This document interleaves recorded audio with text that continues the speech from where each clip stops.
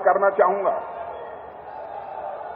आज पूरी दुनिया एक संकट के दौर से गुजर रही है। आप जानते हैं दुनिया में इस समय युद्ध चल रहा है।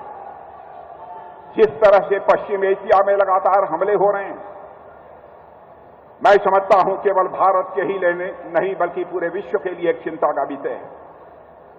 लेकिन भारत ने साफ तौर पर अपने पक्ष को रखते हुए कहा था और आज भी कहा है हमारे प्रधानमंत्री मोदी जी ने, विश्व की इस समय की जो सबसे गंभीर समस्या है, जिस तरह से विश्व में युद्ध चल रहा है, उसका समाधान निकालना है तो वह युद्ध के माध्यम से उसका समाधान नहीं निकलेगा। उसका समाधान निकलेगा तो डायलॉग और डिप्लोमेसी से ही निकलेगा, बातचीत और कूटनीति के जरिए ही निकलेगा। और बातचीत और कूटनीति के जरिए ही विश्व की समस्या का समाधान निकाला जाना चाहिए मेरे बहनों भाइयों।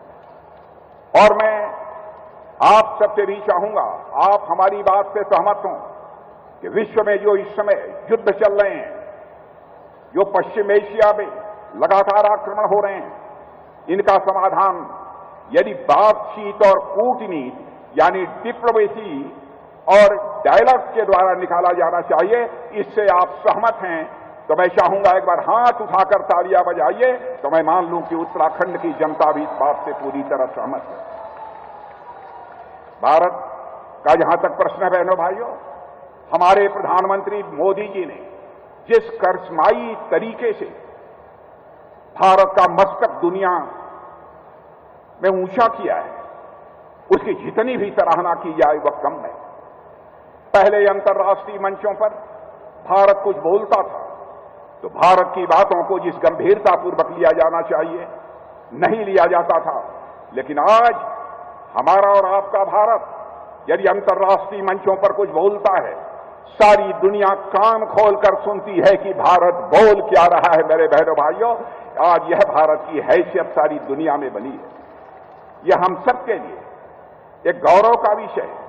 और मैं चाहता हूं कि एक बार आप सभी लोग हाथ उठाकर प्रधानमंत्री मोदी जी को यह कहें, इस संकट की घड़ी में, और मैं संकट की घड़ी क्यों कह रहा हूं, जब दुनिया में युद्ध चल रहा है तो हो सकता है यहां ऊर्जा का संकट पैदा हो, यहां खाद का संकट पैदा हो जाए। दुनिया का कोई देश बिना प्रभावित हुए नहीं रह सकता बहनों भाइयों इस संकट की घड़ी में। हो सकता है उस संकट से भारत भी प्रभावित हो, लेकिन आज तक हमारे प्रधानमंत्री जी ने अपनी योग्यता, अपनी क्षमता, अपनी सूझबूझ के आधार पर भारत को उस संकट में अभी तक नहीं फंसने दिया है। लेकिन भविष्य में क्या होगा कुछ कहा नहीं जा सकता। इसलिए आज उत्तराखंड की धरती से मैं या आप सबसे अपील करना चाहता हूं, मोदी जी के द्वारा वैश्विक स्तर पर पैदा हुए संकट को दूर करने के लिए जो भी उनके द्वारा कोशिश की जा रही है, मैं समझता हूं कि उत्तराखंड वासियों के द्वारा भी उसका समर्थन किया जाना चाहिए। मेरे बहनों भाइयों, यदि आप सहमत हैं तो दोनों हाथ उठाकर एक बार अपना समर्थन दीजिए, यह मैं आप सबसे अपील करना चाहता हूं।